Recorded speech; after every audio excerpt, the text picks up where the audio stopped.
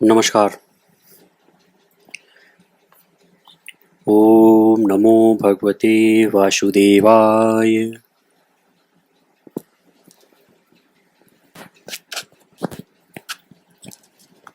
ओम। अथ चतुर्थोऽध्यायः। पौलोम पर्व। कथा प्रवेश।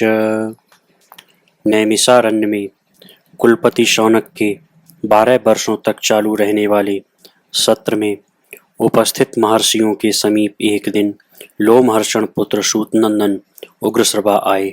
वे पुराणों की कथा कहने में कुशल थे। वे पुराणों के ज्ञाता थे। उन्होंने पुराण विद्या में बहुत परिश्रम किया था। वे नैमिषारण्यवासी महर्षियों से हाथ जोड़कर बोले, पूज्यपाद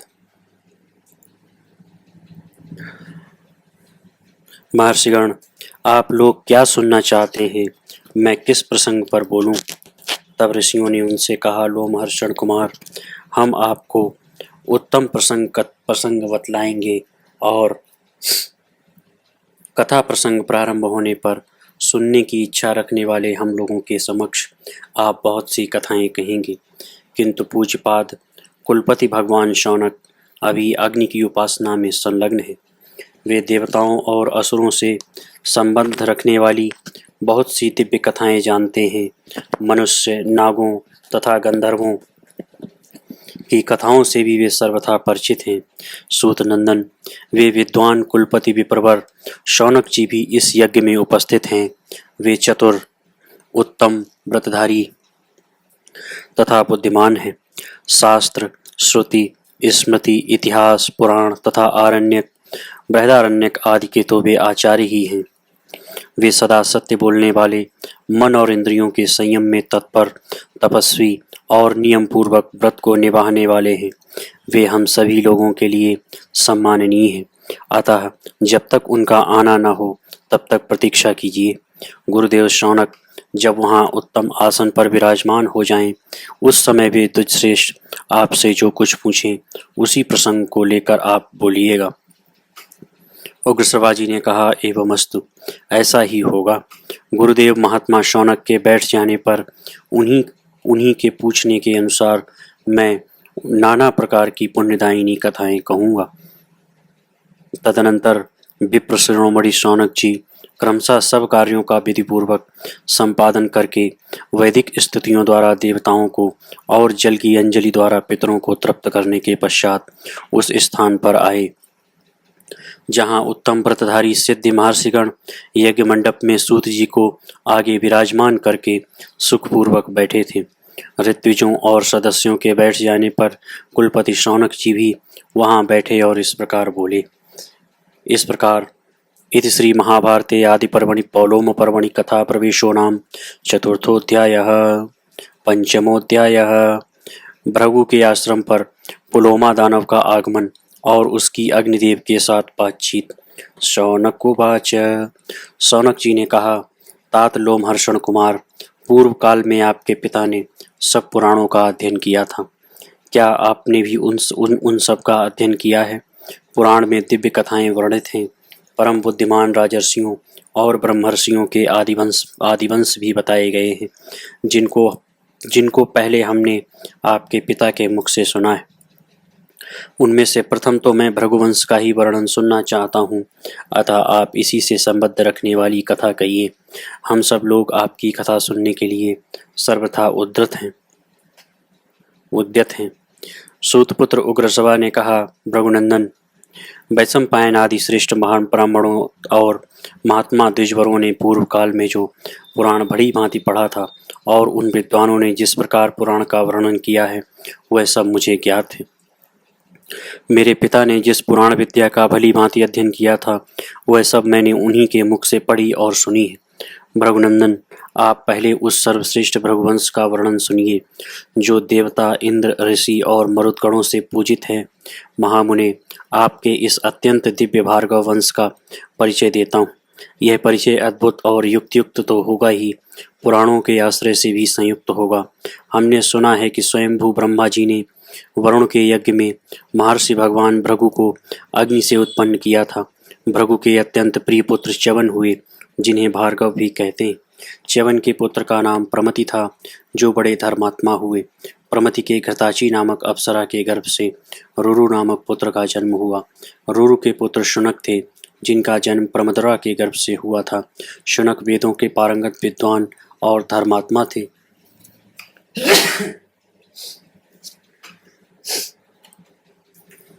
वे आपके पूर्व पितामह थे। वे तपस्वी, यशस्वी, शास्त्रज्ञ तथा ब्रह्मवेत्ताओं में श्रेष्ठ थे। धर्मात्मा, सत्यवादी और मन इंद्रियों को वश में रखने वाले थे। उनका आहार विहार नियमित एवं परिमित था। शौनक जी बोले, सूतपुत्र, मैं पूछता हूँ कि महात्मा भार्गव का नाम च्यवन कैसे प्रसिद्ध हुआ, यह मुझे बताइए। उग्रश्रवा जी ने कहा, महामुने, भृगु की पत्नी का नाम पुलोमा था। वह अपने पति को बहुत ही प्यारी थी। उसके उदर में भृगु जी के वीर से उत्पन्न गर्भ पल रहा था। भृगुवंश शिरोमणे पुलोमा यशस्वी भृगु की अनुकूल शील स्वभाव वाली धर्म पत्नी थी। उसकी कुक्ष में उस गर्भ के प्रकट होने पर एक समय धर्मात्माओं में श्रेष्ठ भृगु जी स्नान करने के लिए आश्रम से बाहर निकले। उस समय एक राक्षस था। राक्षस, जिसका नाम भी पुलोमा ही था, उनके आश्रम पर आया। आश्रम में प्रवेश करते ही उसकी दृष्टि महर्षि भृगु की पतिव्रता पत्नी पर पड़ी और वह कामदेव के वशीभूत हो अपनी सुध-बुध खो बैठा।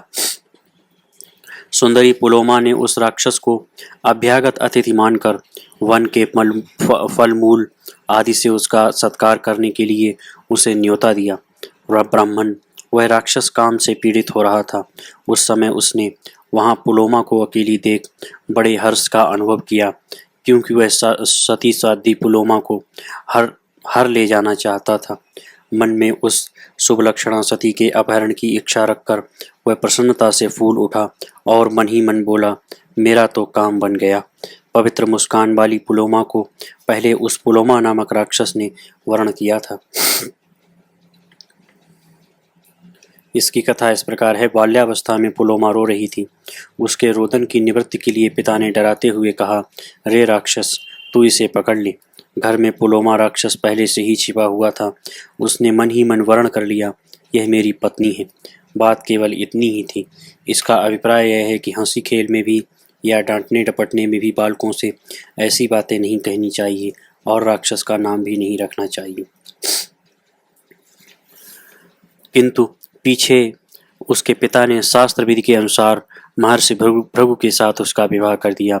भृगुनंदन, उसके पिता का वह अपराध राक्षस के हृदय में सदा कांटा सा कसकता रहता था। यही अच्छा मौका है, ऐसा विचार कर उसने उस समय पुलोमा को हर ले जाने का पक्का निश्चय कर लिया। इतने में ही राक्षस ने देखा अग्निहोत्र गृह में अग्निदेव प्रज्वलित हो रहे हैं। तब पुलोमा ने उस समय उस प्रज्वलित पावक से पूछा, अग्निदेव, मैं सत्य की शपथ देकर पूछता हूँ, बताओ यह किसकी पत्नी है? पावक, तुम देवताओं के मुख हो, अतः मेरे पूछने पर ठीक ठीक बताओ।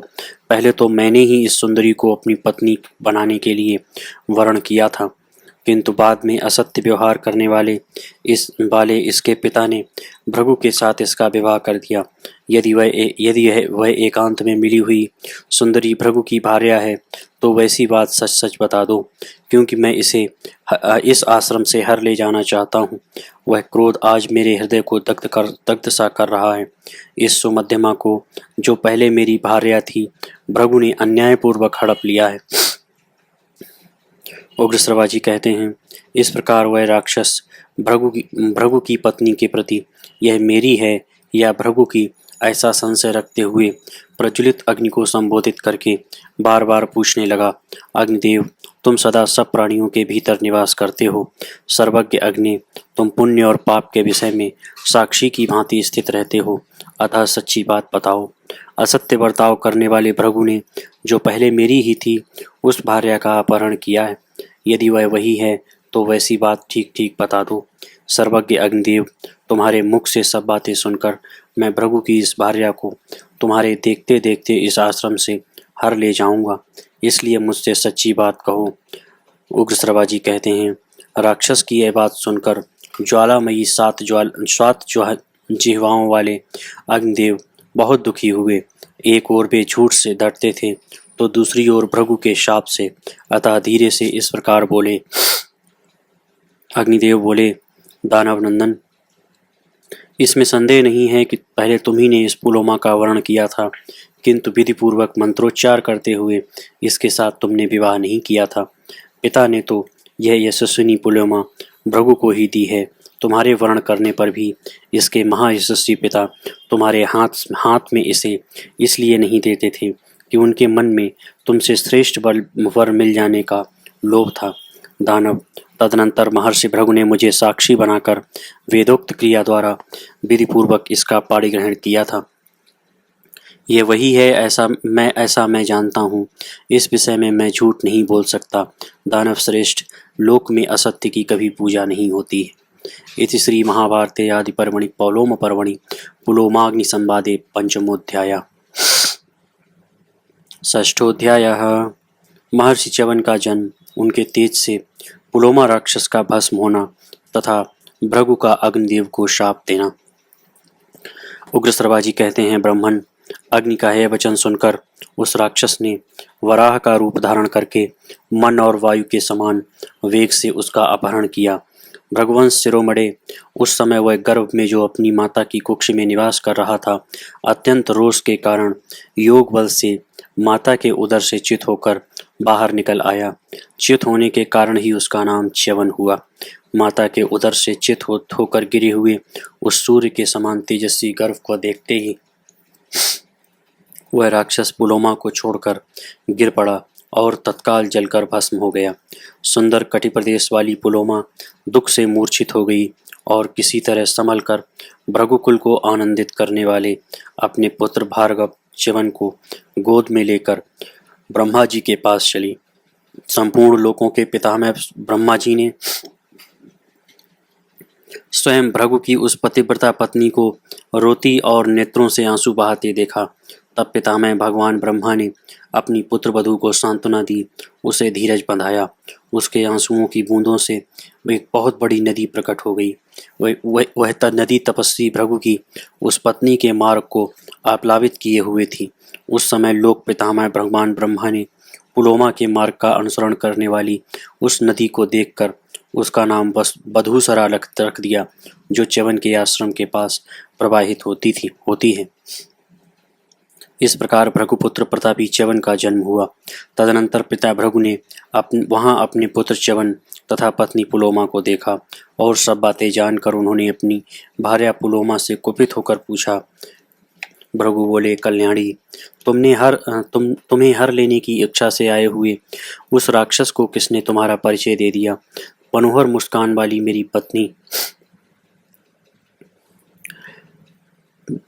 पत्नी तुझ पुलोमा को वह राक्षस नहीं जानता था। प्रिय, ठीक ठीक बताओ, आज मैं कुपित होकर अपने उस अपराधी को शाप देना चाहता हूँ। कौन मेरे शाप से नहीं डरता है? किसके द्वारा यह अपराध हुआ है? पुलोमा बोली, भगवान अग्निदेव ने उस राक्षस को मेरा परिचय दे दिया। इससे कुररी की भांति विलाप करती हुई मुझ अबला को वह राक्षस उठा ले गया। आपके इस पुत्र के तेज से मैं उस राक्षस के चंगुल से छूट सकी हूँ। राक्षस मुझे छोड़कर गिरा और जलकर भस्म हो गया। उग्रश्रवा जी कहते हैं, पुलोमा का यह वचन सुनकर परम क्रोधी महर्षि भृगु का क्रोध और भी बढ़ गया। उन्होंने अग्निदेव को शाप दिया, तुम सर्वभक्षी हो जाओगे। इति श्री महाभारते आदि पर्वणि पौलोम पर्वणि अग्निशापे षष्ठोध्यायः। सप्तमोध्यायः। शाप से कुपित हुए अग्निदेव का अदृश्य होना और ब्रह्मा जी का उनके शाप को संकुचित करके उन्हें प्रसन्न करना। उग्रश्रवा जी कहते हैं, महर्षि भृगु के शाप देने पर अग्निदेव ने कुपित होकर यह बात कही, ब्राह्मण, तुमने मुझे शाप देने का यह दुस्साहसपूर्ण कार्य क्यों किया है? मैं सदा धर्म के लिए प्रयत्नशील रहता और सत्य एवं पक्षपात शून्य वचन बोलता हूँ। अतः उस राक्षस के पूछने पर यदि मैंने सच्ची बात कह दी तो इसमें मेरा क्या अपराध है? जो साक्षी किसी बात को ठीक ठीक जानते हुए भी पूछने पर कुछ का कुछ कह देता है, झूठ बोलता है, वह अपने कुल में पहले और पीछे के साथ साथ पीढ़ियों का नाश करता है, उन्हें नरक में ढकेलता है। इसी प्रकार जो किसी कार्य के वास्तविक रहस्य का ज्ञाता है, वह उसके पूछने पर यदि जानते हुए भी नहीं बतलाता, मौन रह जाता है, तो वह भी उसी पाप से लिप्त होता है, इसमें संशय नहीं। मैं भी तुम्हें शाप देने की शक्ति रखता हूँ तो भी नहीं देता हूँ, क्योंकि ब्राह्मण मेरे मान्य हैं। ब्राह्मण, यद्यपि तुम सब कुछ जानते हो, तथापि मैं तुम्हें जो बता रहा हूँ उसे ध्यान देकर सुनो। मैं योग सिद्धि के बल से अपने आप को अनेक रूपों में प्रकट करके गार्हपत्य और दक्षिणाग्नि आदि मूर्तियों में, नित्य किए जाने वाले अग्निहोत्रों में, अनेक व्यक्तियों द्वारा संचालित सत्रों में, गर्भाधान आदि क्रियाओं में तथा ज्योतिष्टोम आदि मुखों यज्ञों में सदा निवास करता हूँ। मुझ में वेदोक्त विधि से जिस हविष्य की आहुति दी जाती है उसके द्वारा निश्चय ही देवता तथा पितृगण तृप्त होते हैं। जल ही देवता हैं तथा जल ही पितृगण हैं। दर्श और पौर्णमास याग पितरों तथा देवताओं के लिए किए जाते हैं, अतः देवता पितर हैं और पितर ही देवता हैं। विभिन्न पर्वों पर ये दोनों एक रूप में भी पूजे जाते हैं और पृथक पृथक भी। मुझ में जो आहुति दी जाती है उसे देवता और पितर दोनों भक्षण करते हैं, इसलिए मैं देवताओं और पितरों का मुख माना जाता हूँ। अमावस्या को पितरों के लिए और पूर्णिमा को देवताओं के लिए मेरे मुख से ही आहुति दी जाती है, और उस आहुति के रूप में प्राप्त हुए मुझ हविष्य को वे देवता और पितर उपभोग करते हैं। सर्वभक्षी होने पर मैं इन सब का मुँह कैसे हो सकता हूँ। उग्रश्रवा जी कहते हैं, महर्षियों, तदनंतर अग्निदेव ने कुछ सोच विचार कर द्विजों के अग्निहोत्र, यज्ञ, सत्र तथा संस्कार संबंधी क्रियाओं में से अपने आप को समेट लिया। फिर तो अग्नि के बिना समस्त प्रजा ओमकार, वसटकार, स्वधा और स्वाहा आदि से वंचित होकर अत्यंत दुखी हो गई। तब महर्षिगण अत्यंत उद्विग्न हो देवताओं के पास जाकर बोले, पाप रहित देवगण, अग्नि के अदृश्य हो जाने से अग्निहोत्र आदि संपूर्ण क्रियाओं का लोप हो गया है। इससे तीनों लोकों के प्राणी किंग कर्तव्य विमूढ़ हो गए हैं। अतः इस विषय में जो आवश्यक कर्तव्य हो उसे आप लोग करें, इसमें अधिक विलंब नहीं होना चाहिए। तत्पश्चात ऋषि और देवता ब्रह्मा जी के पास गए और अग्नि को जो शाप मिला था एवं अग्नि ने संपूर्ण क्रियाओं से जो अपने आप को समेट कर अदृश्य कर लिया था, वह सब समाचार निवेदन करते हुए बोले, महाभाग, किसी कारणवश महर्षि भृगु ने अग्निदेव को सर्वभक्षी होने का शाप दे दिया है, किंतु वे संपूर्ण देवताओं के मुख, यज्ञ भाग के अग्रभोक्ता तथा संपूर्ण लोकों में दी हुई आहुतियों का उपभोग करने वाले होकर भी सर्वभक्षी कैसे हो सकते हैं। देवताओं तथा ऋषियों की बात सुनकर विश्वविधाता ब्रह्मा जी ने प्राणियों को उत्पन्न करने वाले अविनाशी अग्नि को बुलाकर मधुर वाणी में कहा, हुताशन, यहाँ समस्त लोकों के सृष्टा और संहारक तुम ही हो। तुम ही तीनों लोकों को धारण करने वाले हो। संपूर्ण क्रियाओं के प्रवर्तक भी तुम ही हो। अतः लोकेश्वर, तुम ऐसा करो जिससे अग्निहोत्र आदि क्रियाओं का लोप न हो। तुम सबके स्वामी होकर भी इस प्रकार मूढ़ मोहग्रस्त कैसे हो गए। तुम संसार से सदा पवित्र हो। समस्त प्राणियों की गति भी तुम ही हो। तुम सारे शरीर से सर्वभक्षी नहीं होगे। अग्निदेव, तुम्हारे अपान देश में जो ज्वालाएं होंगी वे ही सब कुछ भक्षण करेंगी। इसके सिवा जो तुम्हारी क्रव्याद मूर्ति है, कच्चा मांस या मुर्दा जलाने वाली जो चिता की आग है, वही सब कुछ भक्षण करेगी। जैसे सूर्य की किरणों से स्पर्श होने पर सब वस्तुएं शुद्ध मानी जाती हैं, उसी प्रकार तुम्हारी ज्वालाओं से दग्ध होने पर सब कुछ शुद्ध हो जाएगा। अग्निदेव, तुम अपने प्रभाव से ही प्रकट हुए उत्कृष्ट तेज हो, अतः विभो, अपने तेज से ही महर्षि के उस शाप को सत्य कर दिखाओ और अपने मुख में आहुति के रूप में पड़े हुए देवताओं के तथा अपने भाग को भी ग्रहण करो। उग्रश्रवा जी कहते हैं, यह सुनकर अग्निदेव ने पितामह ब्रह्मा जी से कहा, एवमस्तु, ऐसा ही हो। यूं कहकर वे भगवान ब्रह्मा जी के आदेश का पालन करने के लिए चल दिए। इसके बाद देवर्षिगण अत्यंत प्रसन्न हो जैसे आए थे वैसे ही चले गए। फिर ऋषि महर्षि भी अग्निहोत्र आदि संपूर्ण कर्मों का पूर्ववत पालन करने लगे। देवता लोग स्वर्ग लोक में आनंदित हो गए और इस लोक के समस्त प्राणी भी बड़े प्रसन्न हुए। साथ ही शाप जनित पाप कट जाने से अग्निदेव को भी बड़ी प्रसन्नता हुई। इस प्रकार पूर्व काल में भगवान अग्निदेव को महर्षि भृगु से शाप प्राप्त हुआ था। यही शाप अग्नि संबंधी प्राचीन इतिहास है। पुलोमा राक्षस के विनाश और च्यवन मुनि के जन्म का वृत्तांत भी यही है। इति श्री महाभारते आदि पर्वणि पौलोम पर्वणि अग्निशाप मोचने सप्तमोध्यायः। अष्टमोध्यायः प्रमदुरा का जन्म, रुरु के साथ उसका वाग्दान तथा विवाह के पहले ही सांप के काटने से प्रमदुरा की मृत्यु। उग्रश्रवा जी कहते हैं, ब्राह्मण भृगुपुत्र च्यवन ने अपनी पत्नी सुकन्या के गर्भ से एक पुत्र को जन्म दिया जिसका नाम प्रमति था। महात्मा प्रमति बड़े तेजस्वी थे। फिर प्रमति ने घृताची अप्सरा से रुरु नामक पुत्र उत्पन्न किया तथा रुरु के द्वारा प्रमदुरा के गर्भ से शुनक का जन्म हुआ। महाभाग शौनक जी, आप शुनक के ही पुत्र होने के कारण शौनक कहलाते हैं। शुनक महान सत्वगुण से संपन्न और संपूर्ण भृगुवंश का आनंद बढ़ाने वाले थे। वे जन्म लेते ही तीव्र तपस्या में संलग्न हो गए। इससे उनका अविचल यश सब ओर फैल गया। ब्राह्मण, मैं वहाँ तेजस्वी रुरु के संपूर्ण चरित्र का विस्तार पूर्वक वर्णन करूँगा। वह सब का सब आप सुनिए।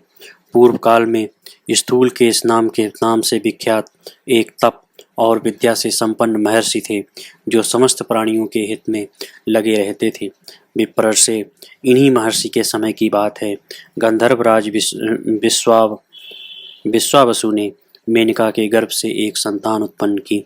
भृगुनंदन मेनका अप्सरा ने गंधर्वराज द्वारा स्थापित किए हुए उस गर्भ को उस समय पूरा होने पर स्थूल केस मुनि के आश्रम के निकट जन्म दिया।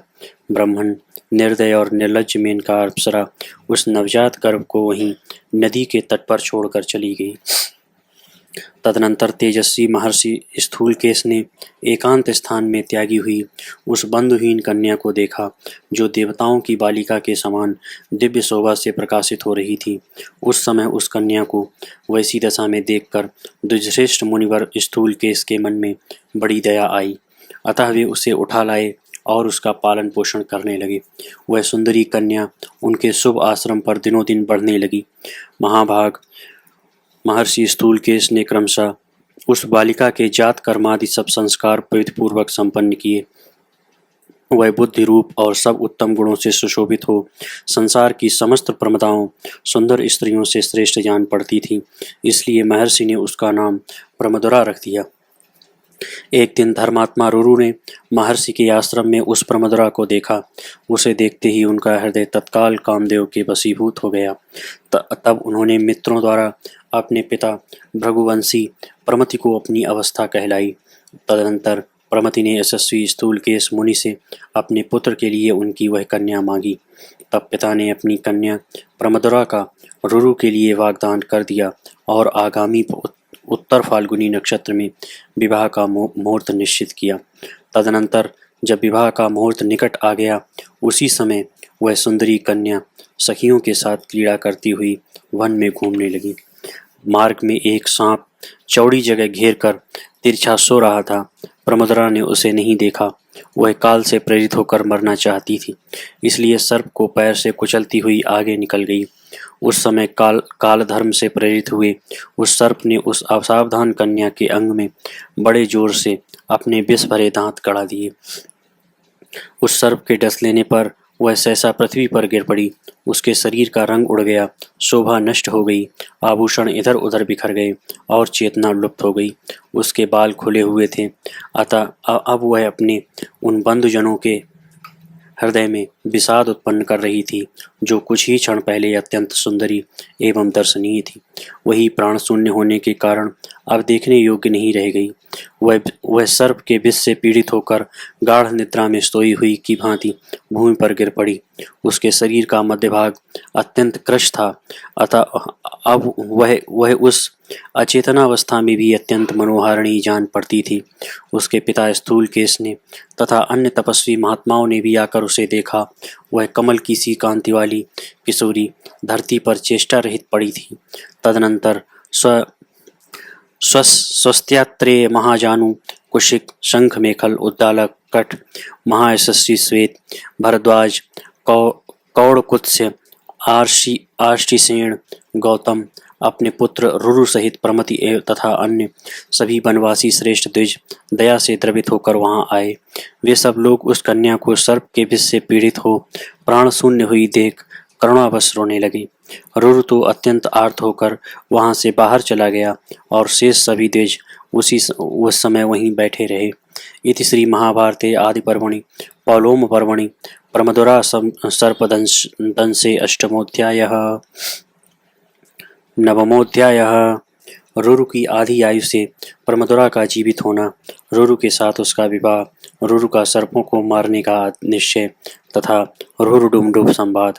उग्रश्रवा जी कहते हैं, शौनक जी, वे ब्राह्मण प्रमदुरा के चारों ओर वहां बैठे थे।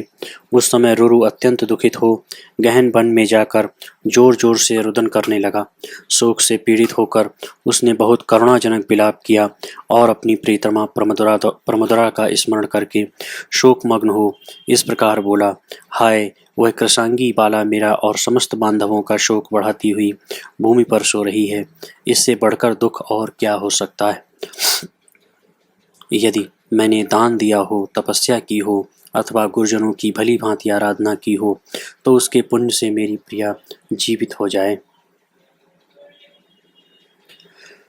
यदि मैंने जन्म से लेकर अब तक मन और इंद्रियों पर संयम रखा हो और ब्रह्मचर्य आदि व्रतों का दृढ़तापूर्वक पालन किया हो तो यह मेरी प्रिया प्रमदुरा अभी जी उठे।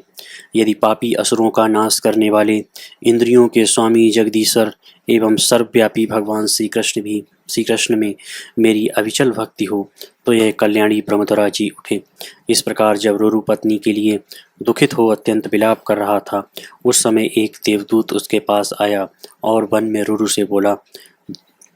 देवदूत ने कहा, धर्मात्मा रुरु, तुम दुख से व्याकुल हो। अपनी वाणी द्वारा जो कुछ कहते हो वह सब व्यर्थ है, क्योंकि जिस मनुष्य की आयु समाप्त हो गई है उसे आयु नहीं मिल सकती। यह बेचारी प्रमदुरा गंधर्व और अप्सरा की पुत्री थी। उसे जितनी आयु मिली थी वह पूरी हो चुकी है। अतः तात तुम किसी तरह भी मन को शोक में न डालो। इस विषय में महात्मा देवताओं ने एक उपाय निश्चित किया है। यदि तुम उसे करना चाहो तो इस लोक में प्रमदुरा को पा सकोगे।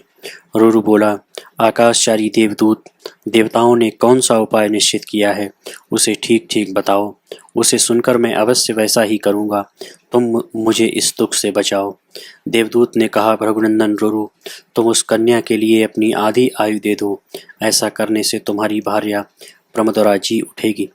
रुरु बोला, देवश्रेष्ठ, मैं उस कन्या को अपनी आधी आयु देता हूँ। मेरी प्रिया अपने श्रृंगार, सुंदर रूप और आभूषणों के साथ जीवित हो उठे।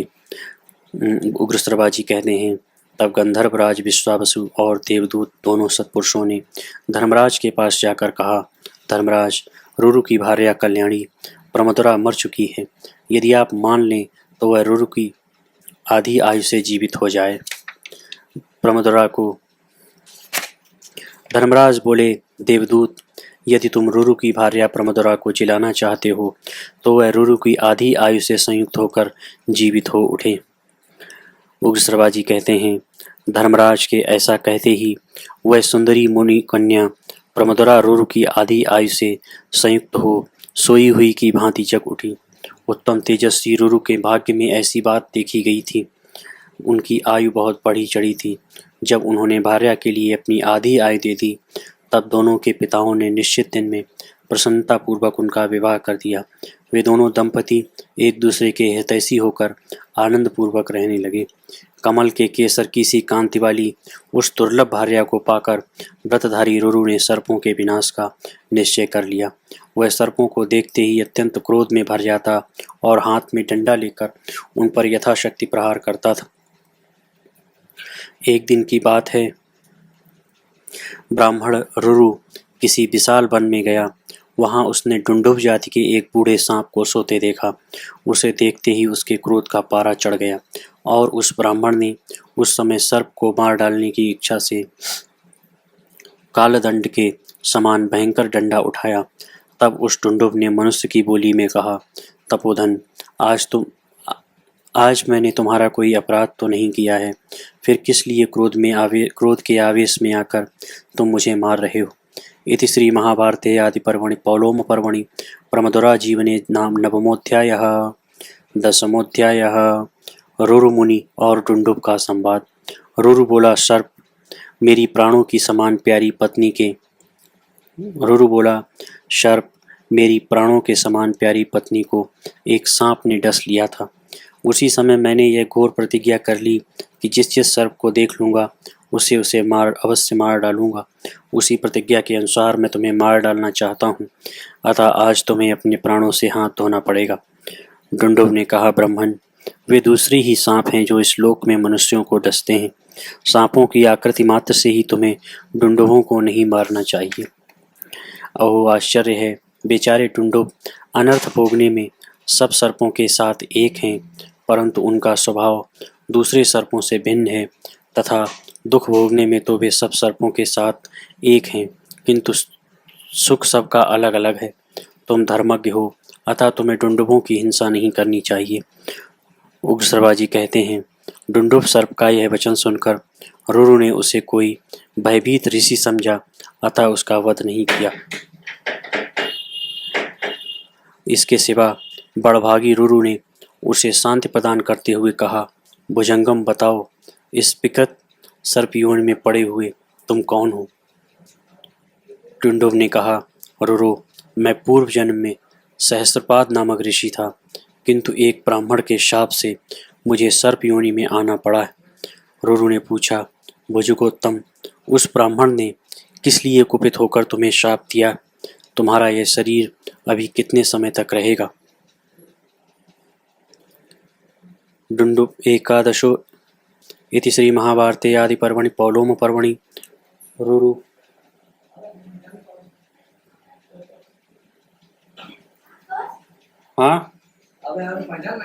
रुरु डुंडुभ संवादे रुरु डुंडुभ संवादे 10वां अध्याय।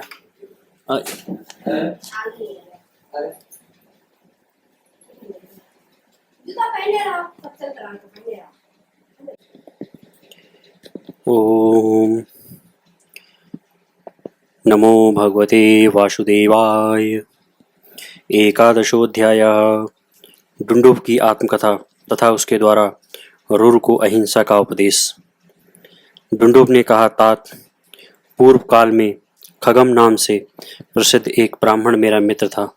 वह महान तपोबल से संपन्न होकर भी बहुत कठोर वचन बोला करता था। एक दिन वह अग्निहोत्र में लगा था। मैंने खिलवाड़ में तिनकों का एक सर्प बनाकर उसे डरा दिया। वह भय के मारे मूर्छित हो गया। फिर होश में आने पर वह सत्यवादी एवं कठोर व्रती तपस्वी मुझे क्रोध से दग्ध सा करता हुआ बोला, अरे, तूने मुझे डराने के लिए जैसा अल्प शक्ति वाला सर्प बनाया था, मेरे शाप बस ऐसा ही अल्प शक्ति संपन्न सर्प तुझे भी होना पड़ेगा।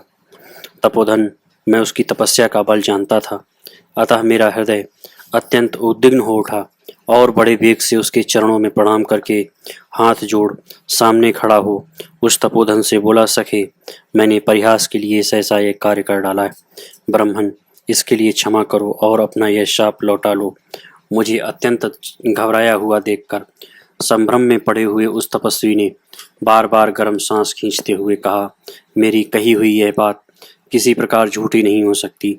निष्पाप तपोधन, इस समय मैं तुमसे जो कुछ कहता हूँ उसे सुनो और सुनकर अपने हृदय में सदा धारण करो। भविष्य में महर्षि प्रमति के पवित्र पुत्र रुरु उत्पन्न होंगे। उनका दर्शन करके तुम्हें शीघ्र ही इस शाप से छुटकारा मिल जाएगा। जान पड़ता है तुम वही रुरु नाम से विख्यात महर्षि प्रमति के पुत्र हो। अब मैं अपना स्वरूप धारण करके तुम्हारे हित की बात बताऊंगा। इतना कहकर महायशस्वी विप्रवर सहस्त्रपाद ने डुंडुभ का रूप त्याग कर पुनः अपने प्रकाशमान स्वरूप को प्राप्त कर लिया। फिर अनुपम ओज वाले रुरु से यह बात कही, समस्त प्राणियों में श्रेष्ठ ब्राह्मण अहिंसा सबसे उत्तम धर्म है। अतः ब्राह्मण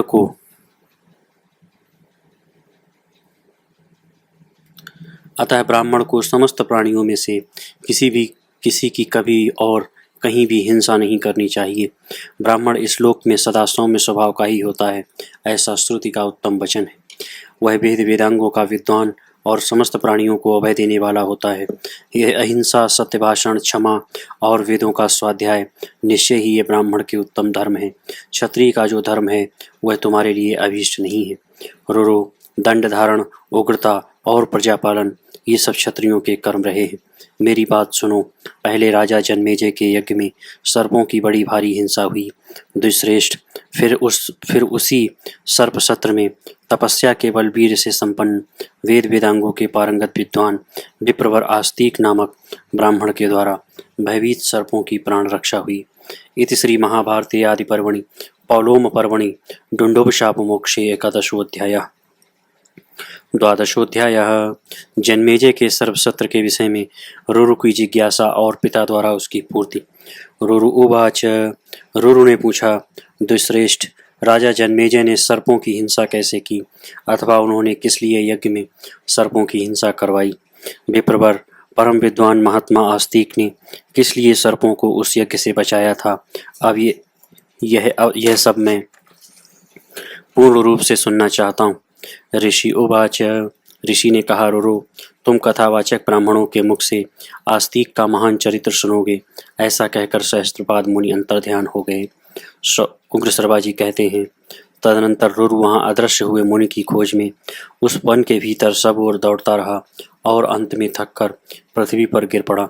गिरने पर उसे बड़ी भारी मूर्छा ने दबा लिया। उसकी चेतना नष्ट सी हो गई। महर्षि के यथार्थ वचन का बार बार चिंतन करते हुए होश में आने पर रुरु घर लौट आया। उस समय उसने पिता से वे सब बातें कह सुनाई और पिता से भी आस्तिक का उपाख्यान पूछा। रुरु के पूछने पर पिता ने सब कुछ बता दिया। इति श्री महाभारते आदि पर्वणि पौलोम पर्वणि सर्पसत्र प्रस्तावनायां द्वादशोऽध्यायः। आस्तिक पर्व त्रयोदशोऽध्यायः। जरत्कारु का अपने पितरों के अनुरोध से विवाह के लिए उद्यत होना। शौनक जी ने पूछा, सूत जी, राजाओं में श्रेष्ठ जन्मेजय ने किस लिए सर्पसत्र द्वारा सर्पों का अंत किया? यह प्रसंग मुझसे कहिए। सूत नंदन, इस विषय की सब बातों का यथार्थ रूप से वर्णन कीजिए। जप यज्ञ करने वाले पुरुषों में श्रेष्ठ विप्रवर आस्तिक ने किस लिए सर्पों को प्रज्वलित अग्नि में जलने से बचाया, और वे राजा जन्मेजय जिन्होंने सर्पसत्र का आयोजन किया था किसके पुत्र थे, तथा द्विजवंश शिरोमणि आस्तिक भी किसके पुत्र थे, यह मुझे बताइए। उग्रश्रवा जी ने कहा, ब्राह्मण, आस्तिक का उपाख्यान बहुत बड़ा है। वक्ताओं में श्रेष्ठ यह प्रसंग जैसे कहा जाता है वह सब पूरा का पूरा सुनो। शौनक जी ने कहा, सूत नंदन, पुरातन ऋषि एवं यशस्वी ब्राह्मण आस्तिक की इस मनोरम कथा को मैं पूर्ण रूप से सुनना चाहता हूँ। उग्रश्रवा जी ने कहा, शौनक जी, ब्राह्मण लोग इस इतिहास को बहुत पुराना बताते हैं। पहले मेरे पिता लोमहर्षण जी ने, जो व्यास जी के मेधावी शिष्य थे, ऋषियों के पूछने पर साक्षात श्री कृष्ण द्वैपायन व्यास के कहे हुए इस इतिहास का नैमिषारण्यवासी ब्राह्मणों के समुदाय में वर्णन किया था। उन्हीं के मुख से सुनकर मैं भी इसका यथावत वर्णन करता हूँ। शौनक जी, यह आस्तिक मुनि का उपाख्यान सब पापों का नाश करने वाला है। आपके पूछने पर मैं इसका पूरा पूरा वर्णन कर रहा हूँ। आस्तिक के पिता प्रजापति के समान प्रभावशाली थे। ब्रह्मचारी होने के साथ ही उन्होंने आहार पर भी संयम पर कर लिया था। वे सदा उग्र तपस्या में संलग्न रहते थे। उनका नाम था जरत्कारु। वे ऊर्ध्वरेता और महान ऋषि थे। यायावरों में उनका स्थान सबसे ऊंचा था। वे धर्म के ज्ञाता थे। एक समय तपोबल से संपन्न उन महाभाग जरत्कारु ने यात्रा प्रारंभ की। वे मुनिवृत्ति से रहते हुए जहाँ शाम होती वहीं डेरा डाल देते थे। वे सब तीर्थों में स्नान करते हुए घूमते थे। उन महातेजस्वी मुनि ने कठोर व्रतों की ऐसी दीक्षा लेकर यात्रा प्रारंभ की थी जो अजितेंद्रीय पुरुषों के लिए अत्यंत दुस्साध्य थी। वे कभी वायु पीकर रहते और कभी भोजन का सर्वथा त्याग करके अपने शरीर को सुखाते रहते थे। उन महर्षि ने निद्रा पर भी विजय प्राप्त कर ली थी, इसलिए उनकी पलक नहीं लगती थी। इधर उधर विचरण करते हुए वे प्रज्वलित अग्नि के समान तेजस्वी जान पड़ते थे। घूमते घूमते किसी समय उन्होंने अपने पितामहों को देखा, जो ऊपर को पैर और नीचे को सिर किए एक विशाल गड्ढे में लटक रहे थे। उन्हें देखते ही जरत्कारु ने उनसे पूछा, आप लोग कौन हैं जो इस गड्ढे में नीचे को मुख किए लटक रहे हैं?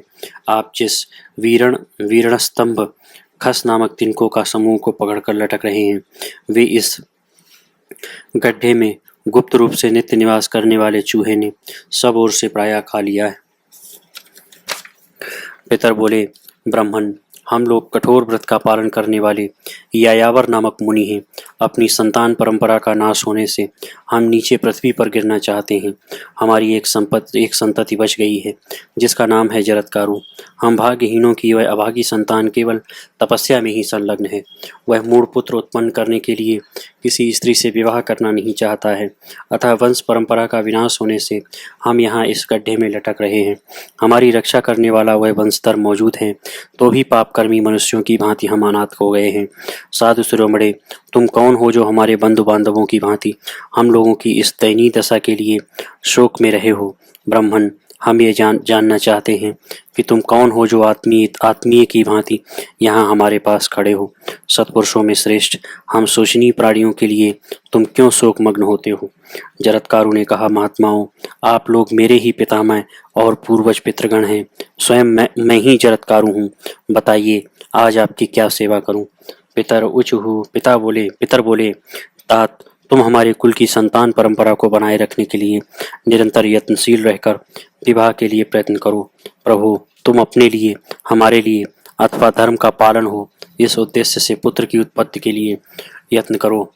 तात, पुत्र वाले मनुष्य इस लोक में जिस उत्तम गति को प्राप्त होते हैं उसे अन्य लोग धर्मानुकूल फल देने वाले भली भांति संचित किए हुए तप से भी नहीं पाते। अतः बेटा, तुम हमारी आज्ञा से विवाह करने का प्रयत्न करो और संतानोत्पादन की ओर ध्यान दो। यही हमारे लिए सर्वोत्तम हित की बात होगी। जरत्कारु ने कहा, पितामहगण, अब मैंने अपने मन में यह निश्चय कर लिया था कि मैं जीवन के सुख भोग के लिए कभी न तो पत्नी का परिग्रह करूंगा और न धन का संग्रह। परंतु यदि ऐसा करने से आप लोगों का हित होता है तो उसके लिए अवश्य विवाह कर लूँगा, किंतु एक शर्त के साथ मुझे विधिपूर्वक विवाह करना है। यदि उस शर्त के अनुसार किसी कुमारी कन्या को पाऊंगा तभी उससे विवाह करूंगा, अन्यथा विवाह करूंगा ही नहीं। वह शर्त यूँ है, जिस कन्या का नाम मेरे नाम के ही समान हो, जिसे उसके भाई बंधु स्वयं मुझे देने की इच्छा से रखते हों और जो भिक्षा की भांति स्वयं प्राप्त हुई हो, उसी कन्या का मैं शास्त्रीय विधि के अनुसार पाणी ग्रहण करूँगा। विशेष बात तो यह है कि मैं दरिद्र हूँ, भला मुझे मांगने पर भी कौन अपनी कन्या पत्नी रूप में प्रदान करेगा। इसलिए मेरा विचार है कि यदि कोई भिक्षा के तौर पर अपनी कन्या देगा तो उसे ग्रहण करूँगा। पितामहो, मैं इसी प्रकार इसी विधि से विवाह के लिए सदा प्रयत्न करता रहूँगा, इसके विपरीत कुछ नहीं करूँगा। इस प्रकार मिली हुई पत्नी के गर्भ से यदि कोई प्राणी जन्म लेगा तो वह आप लोगों का उद्धार करेगा। अतः आप मेरे पितर अपने सनातन स्थान पर जाकर वहाँ प्रसन्नता पूर्वक रहें। इति श्री महाभारते आदि पर्वणि आस्तिक पर्वणि जरत्कारु तत्पितृ संवादे त्रयोदशोऽध्यायः। चतुर्दशोऽध्यायः जरत्कारु द्वारा वासुकी की बहन का पाणी ग्रहण। उग्र श्रवाजी कहते हैं, तदंतर वे कठोर व्रत का पालन करने वाले ब्राह्मण भार्या की प्राप्ति के लिए इच्छुक होकर पृथ्वी पर सब ओर विचरने लगे, किंतु उन्हें पत्नी की उपलब्धि नहीं हुई। एक दिन किसी वन में जाकर विप्रवर जरत्कारु ने पितरों के वचन का स्मरण करके कन्या की भिक्षा के लिए 3 बार धीरे धीरे पुकार लगाई, कोई भिक्षा रूप में कन्या दे जाए। इसी प्रकार नागराज वासुकी अपनी बहन को लेकर मुनि की सेवा में उपस्थित हो गए और बोले, यह भिक्षा ग्रहण कीजिए। किंतु उन्होंने यह सोचकर भी शायद यह मेरे जैसे नाम वाली न हो, उसे तत्काल ग्रहण नहीं किया। उन महात्मा जरत्कारु का मन इस बात पर स्थिर हो गया था कि मेरे जैसे नाम वाली कन्या यदि उपलब्ध हो तो उसे ही मैं पत्नी रूप में ग्रहण करूं। ऐसा निश्चय करके परम बुद्धिमान एवं महान तपस्वी जरत्कारु ने पूछा, नागराज, सच सच बताओ, तुम्हारी इस बहन का क्या नाम है? वासुकी ने कहा, जरत्कारु, यह मेरी छोटी बहन जरत्कारु नाम से ही प्रसिद्ध है। इस सुंदर कटि प्रदेश वाली कुमारी को पत्नी बनाने के लिए मैंने स्वयं आपकी सेवा में समर्पित किया है, इसे स्वीकार कीजिए। दुष्श्रेष्ठ, यह बहुत पहले से आप ही के लिए सुरक्षित रखी गई है, अतः इसे ही ग्रहण करें। ऐसा कहकर वासुकी ने वह सुंदर कन्या मुनि को पत्नी रूप में प्रदान की। मुनि ने भी शास्त्रीय विधि के अनुसार उसका पाणी ग्रहण किया। इति श्री महाभारते आदि पर्वणि आस्तिक पर्वणि वासुकी स्वस्त्रवर्णे चतुर्दशोऽध्यायः। पंचदशोऽध्यायः आस्तिक का जन्म तथा मातृशाप से सर्वसत्र में नष्ट होने वाले नागवंश की उनके द्वारा रक्षा। उग्रश्रवा जी कहते हैं, ब्रह्मवेत्ताओं में श्रेष्ठ शौनक, पूर्व काल में नाग माता कद्रू ने सर्पों को वह शाप दिया था कि तुम्हें जन्मेजय के यज्ञ में अग्निभस्म कर डालेगी। उसी शाप की शांति के लिए नाग प्रवर वासुकी ने सदाचार का पालन करने वाले महात्मा जरत्कारु को अपनी बहन ब्याह दी थी। महामना जरत्कारु ने शास्त्रीय विधि के अनुसार उस नाग कन्या का पाणी ग्रहण किया और उसके गर्भ से आस्तिक नामक पुत्र को जन्म दिया। आस्तिक वेद वेदांगों के पारंगत विद्वान, तपस्वी महात्मा, सब लोगों के प्रति समान भाव रखने वाले तथा पितृकुल और मातृकुल के भय को दूर करने वाले थे। तदनंतर दीर्घ काल के पश्चात पांडव वंशी नरेश जन्मेजय ने सर्पसत्र नामक महान यज्ञ का आयोजन किया। ऐसा सुनने में आता है, सर्पों के संहार के लिए आरंभ किए हुए उस सत्र में आकर महातपस्वी आस्तिक ने नागों को मौत से छुड़ाया। उन्होंने मामा और ममेरे भाइयों को एवं अन्याय संबंधों में आने वाले सब नागों को संकट मुक्त किया। इसी प्रकार तपस्या तथा संतानोत्पादन द्वारा उन्होंने पितरों का भी उद्धार किया। ब्राह्मण भांति भांति के व्रतों और स्वाध्यायों का अनुष्ठान करके वे सब प्रकार के ऋणों से उर्ण हो गए। अनेक प्रकार की दक्षिणा वाले यज्ञों का अनुष्ठान करके उन्होंने देवताओं, ब्रह्मचर्य व्रत के पालन से ऋषियों और संतान की उत्पत्ति द्वारा पितरों को तृप्त किया। कठोर व्रत का पालन करने वाले जरत्कारु मुनि पितरों की चिंता का भारी भार उतारकर अपने उन पितामहों के साथ स्वर्गलोक को चले गए। आस्तिक जैसे पुत्र और परम धर्म की प्राप्ति करके मुनिवर जरत्कारु ने दीर्घ काल के पश्चात स्वर्गलोक की यात्रा की। भृगुकुल शिरोमणे, इस प्रकार मैंने आस्तिक के उपाख्यान का यथावत वर्णन किया है। बताइए अब और ही क्या कहा जाए। षोडश इति श्री महाभारते आदि पर्वणि आस्तिक पर्वणि सर्पाणाम मात्रशाप प्रस्तावे पंचदशोऽध्यायः। षोडशोऽध्यायः कद्रु और विंता को कश्यप जी के वरदान से अभीष्ट पुत्रों की प्राप्ति। शौनक उवाच सौते त्वं शौनक जी बोले, सूतनंदन आप यानी महात्मा आस्तिक के इस कथा को पुनः विस्तार के साथ कहिए, हमें उसे सुनने के लिए बड़ी उत्कंठा है। सौम्य आप बड़ी मधुर कथा कहते हैं, उसका एक एक अक्षर और एक एक पद कोमल है। तात इसे सुनकर हमें बड़ी प्रसन्नता होती है। आप अपने पिता लोमहर्षण की भांति ही प्रवचन कर रहे हैं। आपके पिता सदा हम लोगों की सेवा में लगे रहते थे। उन्होंने इस उपाख्यान को जिस प्रकार कहा है उसी रूप में आप भी कहिए। उग्रश्रवा जी कहते हैं, आयुष्मान मैंने अपने कथावाचक पिताजी के मुख से यह आस्तिक की कथा जिस रूप में सुनी है उसी प्रकार आपसे कहता हूँ। ब्राह्मण पहले सतयुग में दक्ष प्रजापति की 2 शुभ लक्षणा कन्याएं थीं, कद्रु और विंता। वे दोनों बहनें रूप सौंदर्य से संपन्न तथा अद्भुत थीं। अनग उन दोनों का विवाह महर्षि कश्यप जी के साथ हुआ था। एक दिन प्रजापति ब्रह्मा जी के समान शक्तिशाली पति महर्षि कश्यप ने अत्यंत हर्ष में भरकर अपनी उन दोनों धर्मपत्नियों को प्रसन्नतापूर्वक वर देते हुए कहा, तुम में से जिसकी जो इच्छा हो वह वर मांग लो। इस प्रकार कश्यप जी से उत्तम वरदान मिलने की बात सुनकर प्रसन्नता के कारण उन दोनों सुंदरी स्त्रियों को अनुपम आनंद प्राप्त हुआ।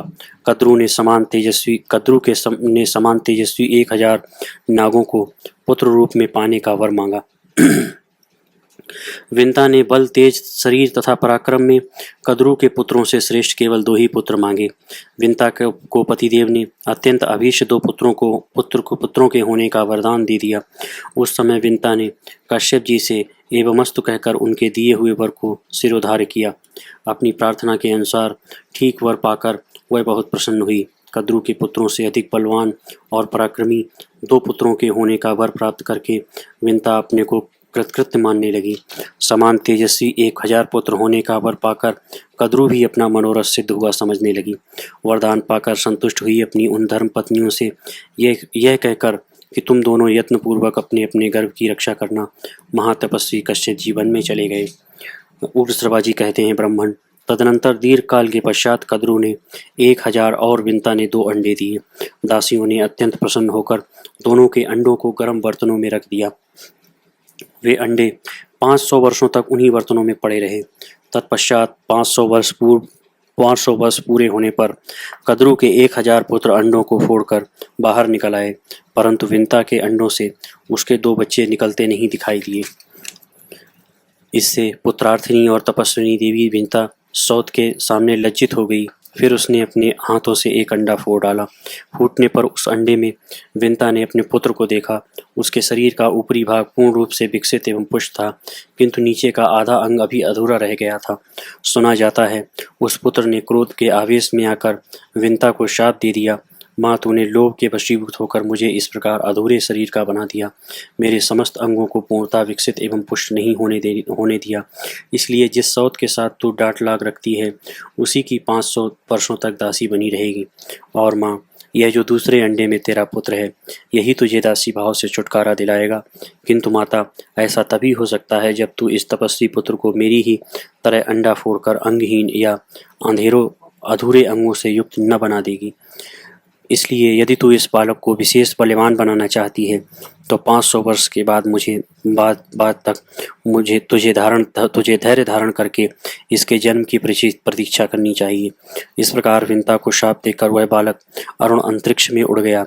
ब्राह्मण, तभी से प्रातःकाल प्राची दिशा में सदा जो लाली दिखाई देती है उसके रूप में विंता के पुत्र अरुण का ही दर्शन होता है।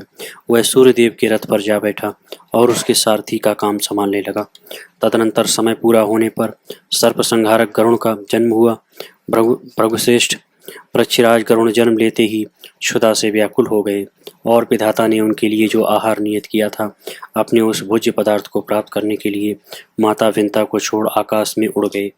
इति श्री महाभारते आदि पर्वणि आस्तिक पर्वणि सर्पादीनामुत्पत्तौ षोडशोऽध्यायः। सप्तदशोऽध्यायः। मेरु पर्वत पर अमृत के लिए विचार करने वाले देवताओं को भगवान नारायण का समुद्र मंथन के लिए आदेश। उग्रश्रवा जी कहते हैं, तपोधन, इसी समय कद्रू और विंता दोनों बहनें एक साथ ही घूमने के लिए निकलीं। उस समय उन्होंने उच्चैश्रवा नामक घोड़े को निकट से जाते देखा। वह परम उत्तम अश्वरत्न अमृत के लिए समुद्र का मंथन करते समय प्रकट हुआ था। उसमें अमोघ बल था। वह संसार के समस्त अश्वों में श्रेष्ठ, उत्तम गुणों से युक्त, सुंदर, अजर, दिव्य एवं संपूर्ण शुभ लक्षणों से संयुक्त था। उसके अंग बड़े हृष्ट-पुष्ट थे। संपूर्ण देवताओं ने उसकी भूरि भूरि प्रशंसा की थी। शौनक जी ने पूछा, सूत नंदन, अब मुझे ये बताइए कि देवताओं ने अमृत मंथन किस प्रकार और किस स्थान पर किया था, जिसमें वह महान बल पराक्रम से संपन्न और अत्यंत तेजस्वी अश्वराज उच्चैश्रवा प्रकट हुआ। श्रौतिरुवाच। उग्रश्रवा जी ने कहा, शौनक जी, मेरु नाम से प्रसिद्ध यह पर्वत है जो अपनी प्रभा से प्रज्वलित होता रहता है। वह तेज का महान पुंज और परम उत्तम है। अपने अत्यंत प्रकाशमान सुवर्ण में शिखरों से वह सूर्यदेव की प्रभा को भी तिरस्कृत किए देता है। उस स्वर्ण भूषित विचित्र शैल पर देवता और गंधर्व निवास करते हैं। उसका कोई माप नहीं है। जिसमें पाप की मात्रा अधिक है ऐसे मनुष्य वहाँ पैर नहीं रख सकते। वहाँ सब और भयंकर सर्प भरे पड़े हैं। दिव्य औषधियाँ उस तेजों में पर्वत को और भी उद्भासित करती रहती हैं। वह महान गिरिराज अपनी ऊंचाई से स्वर्गलोक को घेर कर खड़ा है। प्राकृत मनुष्यों के लिए वहाँ मन से भी पहुँचना असंभव है। वह गिरि प्रदेश बहुत सी नदियों और असंख्य वृक्षों से सुशोभित है। भिन्न भिन्न प्रकार के अत्यंत मनोहर पक्षियों के समुदाय अपने कलरव से उस पर्वत को कोलाहलपूर्ण किए रहते हैं। उसके शुभ एवं उच्चतम श्रृंग असंख्य चमकीले रत्नों से व्याप्त हैं। वे अपनी विशालता के कारण आकाश के समान अनंत जान पड़ते हैं। समस्त महातेजस्वी देवता मेरुगिरि के उस महान शिखर पर चढ़कर एक स्थान में बैठ गए और सब मिलकर अमृत प्राप्ति के लिए क्या उपाय किया जाए इसका विचार करने लगे। वे सभी तपस्वी तथा शौच संतोष आदि नियमों से संयुक्त थे।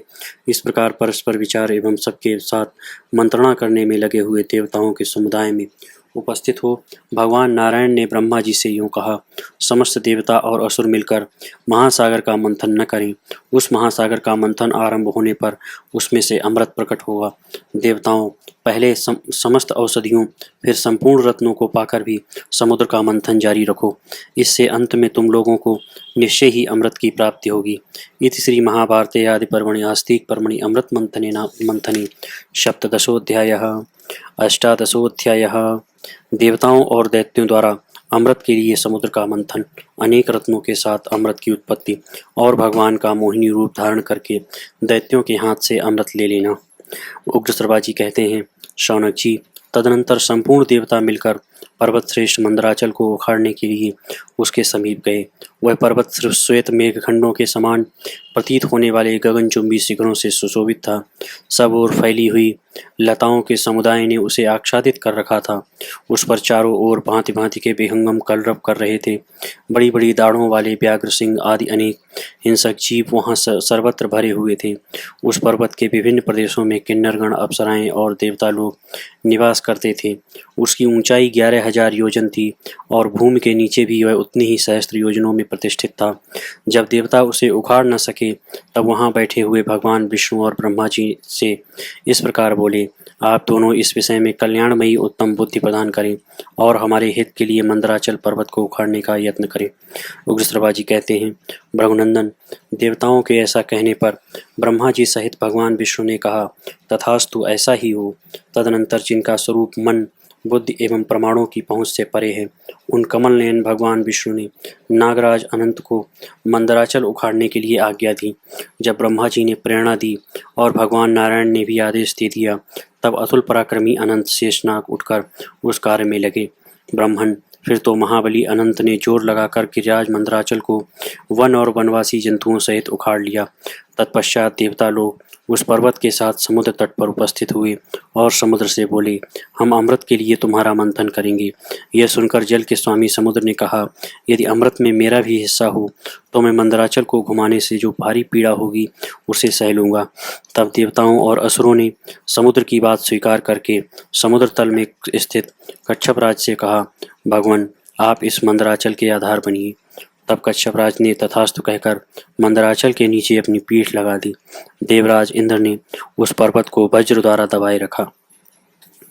ब्रह्मन, इस प्रकार पूर्व काल में देवताओं, दैत्यों और दानवों ने मंदराचल को मथानी और वासुकी नाग को डोरी बनाकर अमृत के लिए जलनिधि समुद्र को मथना आरंभ किया।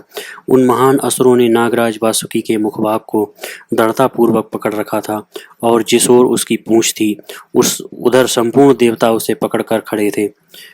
भगवान अनंत देव उधर ही खड़े थे जिधर भगवान नारायण थे। वे वासुकी नाग के सिर को बार बार ऊपर उठाकर झटकते थे तथा तब देवताओं द्वारा बार बार खींचे जाते हुए वासुकी नाग के मुख से निरंतर धुएं और आग की लपटों के साथ गर्म गर्म सांसें निकलने लगीं। वे धूम समुदाय बिजलियों सहित मेघों की घटा बनकर परिश्रम एवं संताप से कष्ट पाने वाले देवताओं पर जल की धारा बरसाते रहते थे। उस पर्वत शिखर के अग्रभाग से संपूर्ण देवताओं तथा असुरों पर सब ओर से फूलों की वर्षा होने लगी। देवताओं और असुरों द्वारा मंदराचल से समुद्र का मंथन होते समय वहां महान मेघों की गंभीर गर्जना के समान जोर जोर से शब्द होने लगा। उस समय उस महान पर्वत के द्वारा सैकड़ों जलचर जंतु पिस गए और खारे पानी के उस महासागर में विलीन हो गए।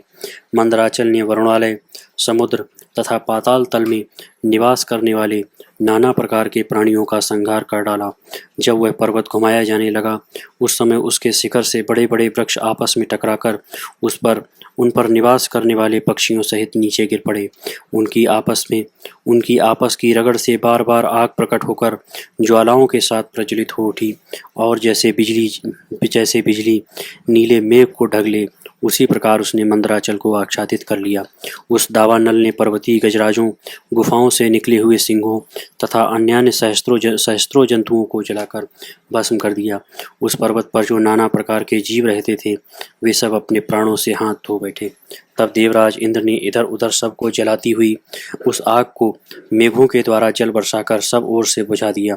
तदनंतर समुद्र के जल में बड़े बड़े वृक्षों की भांति भांति के गोंद तथा औषधियों के प्रचुर रस चू चू कर गिरने लगे। औषधियों और वृक्षों के अमृत तुल्य प्रभावशाली रसों के जल से तथा स्वर्ण में मंदराचल की अनेक दिव्य प्रभावशाली मणियों से चूने वाले रस से ही देवता लोग अमृतत्व को प्राप्त होने लगे। उन उत्तम रसों के सम्मिश्रण से समुद्र का सारा जल दूध बन गया और दूध से घी बनने लगा। जब देवता लोग वहां बैठे हुए वरदायक ब्रह्मा जी से बोले, ब्रह्मन, भगवान नारायण के अतिरिक्त हम सभी देवता और दानव बहुत थक गए हैं किंतु अभी तक वह अमृत प्रकट नहीं हो रहा है। उधर समुद्र का मंथन आरंभ हुए बहुत समय बीत चुका है।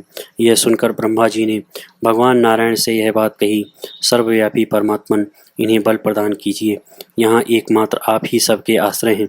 श्री विष्णु बोले, जो लोग इस कार्य में लगे हुए हैं उन सबको मैं बल दे रहा हूँ। सब लोग पूरी शक्ति लगाकर मंदराचल को घुमावे और इस सागर को क्षुब्ध कर दें। उग्रश्रवा जी कहते हैं, शौनक जी, भगवान नारायण का वचन सुनकर देवताओं और दानवों का बल बढ़ गया। उन सब ने मिलकर पुनः वेगपूर्वक महासागर का वह जल मथना आरंभ किया और उस समस्त जल राशि को अत्यंत क्षुब्ध कर डाला। फिर तो उस महासागर से अनंत किरणों वाले सूर्य के समान तेजस्वी शीतल प्रकाश से युक्त श्वेत वर्ण एवं प्रसन्नात्मा चंद्रमा प्रकट हुआ। तदनंतर उस कृत स्वरूप जल से श्वेत वस्त्र धारिणी लक्ष्मी देवी का आविर्भाव हुआ। इसके बाद सुरा देवी और श्वेत अस्त्र प्रकट हुए। फिर अनंत किरणों से समुज्ज्वल दिव्य कौस्तुभ मणि का उस जल से प्रादुर्भाव हुआ, जो भगवान नारायण के वक्षस्थल पर सुशोभित हुई। ब्राह्मण महामुनि वहाँ संपूर्ण कामनाओं का फल देने वाले परिजात वृक्ष और एवं सुरभि गौ की उत्पत्ति हुई। फिर लक्ष्मी, सुरा, चंद्रमा तथा मन के समान वेगशाली उच्चैःश्रवा घोड़ा, ये सब सूर्य के मार्ग आकाश का आश्रय ले जहाँ देवता रहते हैं उस लोक में चले गए। इसके बाद दिव्य शरीरधारी धन्वंतरी देव प्रकट हुए। वे अपने हाथ में श्वेत कलश लिए हुए थे जिसमें अमृत भरा था। अतः यह अत्यंत अद्भुत दृश्य देखकर दानवों में अमृत के लिए कोलाहल मच गया। वे सब कहने लगे, यह मेरा है, यह मेरा है। तत्पश्चात श्वेत रंग के चार दांतों से सुशोभित विशालकाय महानाग ऐरावत प्रकट हुआ, जिसे वज्रधारी इंद्र ने अपने अधिकार में कर लिया। तदनंतर अत्यंत वेग से मथने पर कालकूट महाविष उत्पन्न हुआ। वह धूम युक्त अग्नि की भांति एकाएक संपूर्ण जगत को घेर कर जलाने लगा। उस विष की गंध सूंघते ही त्रिलोकी के प्राणी मूर्छित हो गए। तब ब्रह्मा जी के प्रार्थना करने पर भगवान श्री शंकर ने त्रिलोकी की रक्षा के लिए उस महान विष को पी लिया। मंत्रमूर्ति भगवान महेश्वर ने विषपान करके उसे अपने कंठ में धारण कर लिया। तभी से महादेव जी नीलकंठ के नाम से विख्यात हुए, ऐसी जनश्रुति है। ये सब अद्भुत बातें देखकर दानव निराश हो गए और अमृत तथा लक्ष्मी के लिए उन्होंने देवताओं के साथ महान वैर बांध लिया। उसी समय भगवान विष्णु ने मोहिनी माया का आश्रय ले मनोहारिणी स्त्री का अद्भुत रूप बनाकर दानवों के पास पदार्पण किया। समस्त दैत्यों और दानवों ने उस मोहिनी पर अपना हृदय न्यौछावर कर दिया। जो उसके चित्त में मूर्ता आ गई, उनके चित्त में मूर्ता आ छा गई। अतः उन सब ने स्त्री रूपधारी भगवान को वह अमृत सौंप दिया। भगवान नारायण की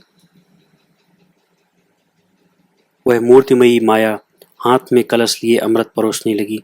उस समय दानवों सहित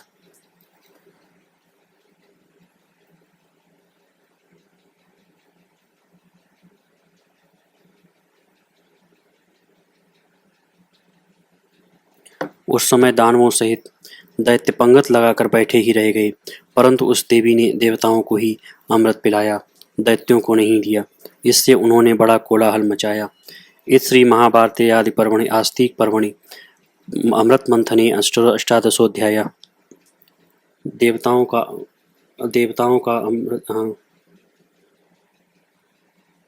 बोलो, अब रिकॉर्ड कर रहे।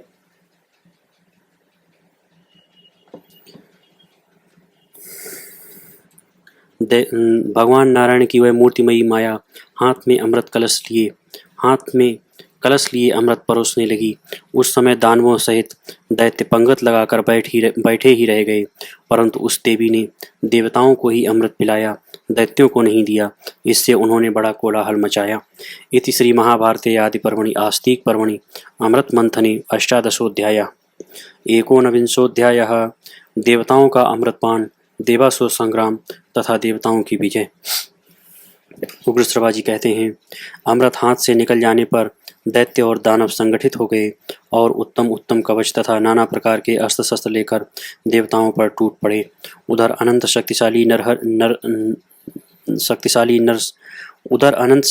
नर सहित भगवान नारायण ने जब मोहिनी रूप धारण करके दानवेंद्रों के हाथ से अमृत लेकर हड़प लिया, तब सब देवता भगवान विष्णु से अमृत ले लेकर पीने लगे, क्योंकि उस समय घमासान युद्ध की संभावना हो गई थी।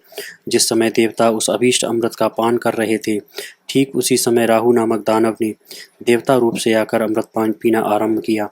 वह अमृत अभी उस दानव के कंठ तक ही पहुंचा था कि चंद्रमा और सूर्य ने देवताओं के हित की इच्छा से उसका भेद बतला दिया। तब चक्रधारी भगवान श्रीहरि ने अमृत पीने वाले उस दानव का मुकुट मंडित मस्तक चक्र द्वारा बलपूर्वक काट दिया। चक्र से कटा हुआ दानव का महान मस्तक पर्वत के शिखर सा जान पड़ता था। वह आकाश में उछल उछल कर अत्यंत भयंकर गर्जना करने लगा, किंतु उस दैत्य का वह धड़ धरती पर गिर पड़ा और पर्वत, वन और द्वीपों सहित समूची पृथ्वी को कपाता हुआ तड़फड़ाने लगा। तभी से राहु के मुख ने चंद्रमा और सूर्य के साथ भारी एवं स्थायी वैर बांध लिया। इसीलिए वह आज भी दोनों पर ग्रहण लगाता है। देवताओं को अमृत पिलाने के बाद भगवान श्रीहरि ने भी अपना अनुपम मोहिनी रूप त्याग कर नाना प्रकार के भयंकर अस्त्र शस्त्रों द्वारा दानवों को अत्यंत कंपित कर दिया। फिर तो क्षीर सागर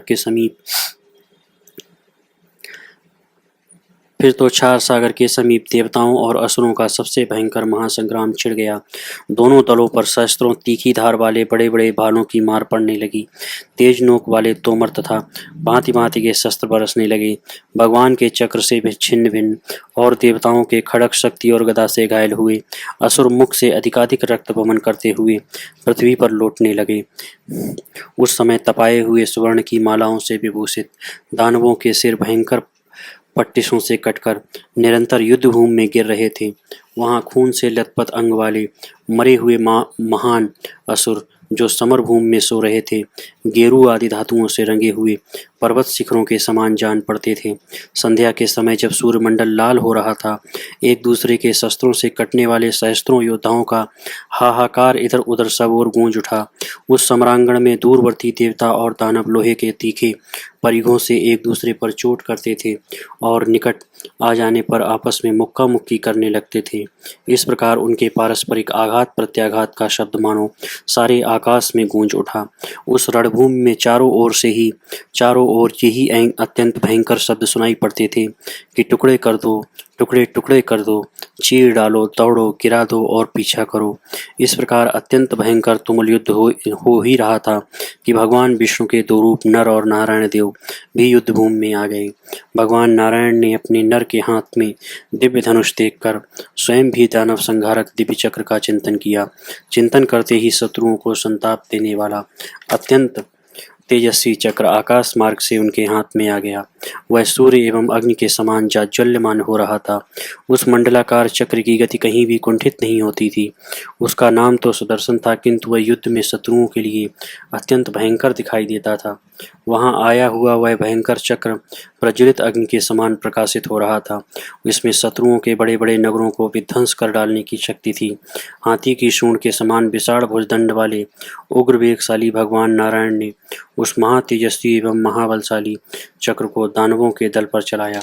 उस महासमर में पुरुषोत्तम श्रीहरि के हाथों से संचालित हो वह चक्र प्रलयकालीन अग्नि के समान जाज्वल्यमान हो उठा और सहस्त्रों दैत्यों और दानवों को विदीर्ण करता हुआ बड़े वेग से बारंबार उनकी सेना पर पड़ने लगा। श्रीहरि के हाथों से चलाया हुआ सुदर्शन चक्र कभी प्रज्वलित अग्नि की भांति अपनी लपलपाती लपटों से असुरों को चाटता हुआ भस्म कर देता और कभी हठपूर्वक उनके टुकड़े टुकड़े कर डालता था। इस प्रकार रणभूमि के भीतर पृथ्वी और आकाश में घूम घूम कर वह पिशाच की भांति बार बार रक्त पीने लगा। इसी प्रकार उदार एवं उत्साह भरे हृदय वाले महाबली असुर भी, जो जल रहित बादलों के समान श्वेत रंग के दिखाई देते थे, उस समय सहस्त्रों की संख्या में आकाश में उड़ उड़कर शिलाखंडों की वर्षा से बार बार देवताओं को पीड़ित करने लगे। तत्पश्चात आकाश से नाना प्रकार के लाल, पीले और नीले आदि रंग वाले बादलों जैसे बड़े बड़े पर्वत भय उत्पन्न करते हुए वृक्षों सहित पृथ्वी पर गिरने लगे। उनके ऊंचे ऊंचे शिखर गलते जा रहे थे और वे एक दूसरे से टकराकर बड़े जोर का शब्द करते थे। उस समय एक दूसरे को लक्ष्य करके बार बार जोर जोर से गरजने वाले देवताओं और असुरों के उस समरांगण में सब ओर भयंकर मारकाट मच रही थी। बड़े बड़े पर्वतों के गिरने से आहत हुई वन सहित सारी भूमि कांपने लगी। तब उस महाभयंकर देवासुर संग्राम में भगवान नर ने उत्तम सुवर्ण भूषित अग्रभाग वाले पंख युक्त बड़े बड़े बाणों द्वारा पर्वत शिखरों को विदीर्ण करते हुए समस्त आकाश मार्ग को आच्छादित कर दिया। इस प्रकार देवताओं के द्वारा पीड़ित हुए महादैत्य आकाश में जलती हुई आग के समान उद्भासित होने वाले सुदर्शन चक्र को अपने ऊपर कुपित देख पृथ्वी के भीतर और खारे पानी के समुद्र में घुस गए। तदनंतर देवताओं ने विजय पाकर मंदराचल को सम्मानपूर्वक उसके पूर्व स्थान पर ही पहुंचा दिया। इसके बाद वे अमृत धारण करने वाले देवता अपने सिंहनाद से अंतरिक्ष और स्वर्गलोक को भी सब ओर से गुंजाते हुए अपने अपने स्थान को चले गए। देवताओं को इस विजय से बड़ी भारी प्रसन्नता प्राप्त हुई। उन्होंने उस अमृत को बड़ी सुव्यवस्था से रखा। अमरों सहित इंद्र ने अमृत की वह निधि किरीटधारी भगवान नर को रक्षा के लिए सौंप दी। इति श्री महाभारते आदि पर्वणि आस्तिक पर्वणि अमृत मंथन नामैकोनविंशोऽध्यायः। विंशोऽध्यायः। कद्रु और विंता की होड़। कद्रु द्वारा अपने पुत्रों को शाप एवं ब्रह्मा जी द्वारा उनका अनुमोदन। शौतिरुवाच। उग्रश्रवा जी कहते हैं, शौनकादि महर्षियों, जिस प्रकार अमृत मथ कर निकाला गया वह सब प्रसंग मैंने आप लोगों से कह सुनाया। उस अमृत मंथन के साथ ही वह अनुपम वेगशाली सुंदर अश्व उत्पन्न हुआ था, जिसे देखकर कद्रु ने विंता से कहा, भद्रे शीघ्र बताओ तो यह उच्च श्रवा घोड़ा किस रंग का है। विंता बोली, शुभे यह अश्वराज श्वेत वर्ण का ही है। तुम इसे कैसा समझती हो, तुम भी इसका रंग बताओ, तब हम दोनों इसके लिए बाजी लगाएंगी। कद्रुवाच। कद्रु ने कहा, पवित्र मुस्कान वाली बहन, इस घोड़े का रंग तो अवश्य सफ़ेद है, किंतु इसकी पूंछ को मैं काले रंग की ही मानती हूँ। भामिनी आओ, दो दासी होने की शर्त रखकर मेरे साथ बाजी लगाओ। यदि तुम्हारी बात ठीक हुई तो मैं दासी बनकर रहूँगी, अन्यथा तुम्हें मेरी दासी बनना होगा। उग्रश्रवा जी कहते हैं, इस प्रकार वे दोनों बहनें आपस में एक दूसरे की दासी होने की शर्त रखकर अपने अपने घर चली गईं और उन्होंने यह निश्चय किया कि कल आकर घोड़े को देखेंगी। कद्रु कुटिलता और छल से काम लेना चाहती थी।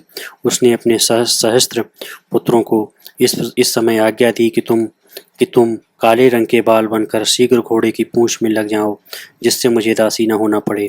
उस समय जिन सर्पों ने उनकी आज्ञा न मानी, उसने उन्हें श्राप दिया कि जाओ, पांडव वंशी बुद्धिमान राजर्षि जन्मेजय के सर्प यज्ञ का आरंभ होने पर उसमें प्रज्वलित अग्नि तुम्हें जलाकर भस्म कर देगी। इस श्राप को स्वयं ब्रह्मा जी ने सुना। यह दैव संयोग की बात है कि सर्पों को उनकी माता कद्रु की ओर से ही अत्यंत कठोर शाप प्राप्त हो गया। संपूर्ण देवताओं सहित ब्रह्मा जी ने सर्पों की संख्या बढ़ती देख प्रजा के हित की इच्छा से कद्रु की इस बात का अनुमोदन ही किया। ये महाबली दुस्सह पराक्रम तथा प्रचंड विष से युक्त हैं। अपने तीखे विष के कारण ये सदा दूसरों को पीड़ा देने के लिए दौड़ते फिरते हैं। अतः समस्त प्राणियों के हित की दृष्टि से इन्हें शाप देकर माता कद्रु ने उचित ही किया है। जो सदा दूसरे प्राणियों को हानि पहुंचाते रहते हैं, उनके ऊपर दैव के द्वारा ही प्राणनाशक दंड आ पड़ता है। ऐसी बात कहकर ब्रह्मा जी ने कद्रु की प्रशंसा की और कश्यप जी को बुलाकर यह बात कही, अनग, तुम्हारे द्वारा जो ये लोगों को डसने वाले सर्प उत्पन्न हो गए हैं, इनके शरीर बहुत विशाल और विष बड़े भयंकर हैं, परंतु इन्हें इनकी माता ने शाप दे दिया है। इसके कारण तुम किसी तरह भी उस पर क्रोध न करना, तात यज्ञों में सर्पों का नाश होने वाला है। यह पुराण वृत्तांत तुम्हारी दृष्टि में भी है ही। ऐसा कहकर सृष्टिकर्ता ब्रह्मा ने प्रजापति कश्यप को प्रसन्न करके उन महात्मा को सर्पों का विष उतार देने वाली विद्या प्रदान की। द्विश्रेष्ठ, इस प्रकार माता कद्रु ने जब नागों को शाप दे दिया, तब उस शाप से उद्विग्न हो भुजंग प्रवर करकोटक ने परम प्रसन्नता व्यक्त करते हुए अपनी माता से कहा, माँ, तुम धैर्य रखो, मैं काले रंग का बाल बनकर उस श्रेष्ठ अश्व के शरीर में प्रविष्ट हो अपने आप को ही इसकी काली पूंछ के रूप में दिखाऊंगा। यह सुनकर यशस्विनी कद्रु ने पुत्र को उत्तर दिया, बेटा, ऐसा ही होना चाहिए, ऐसा ही होना चाहिए। इति श्री महाभारते आदि पर्वणि आस्तिक पर्वणि सौपर्णे विंशोऽध्यायः। धन्यवाद।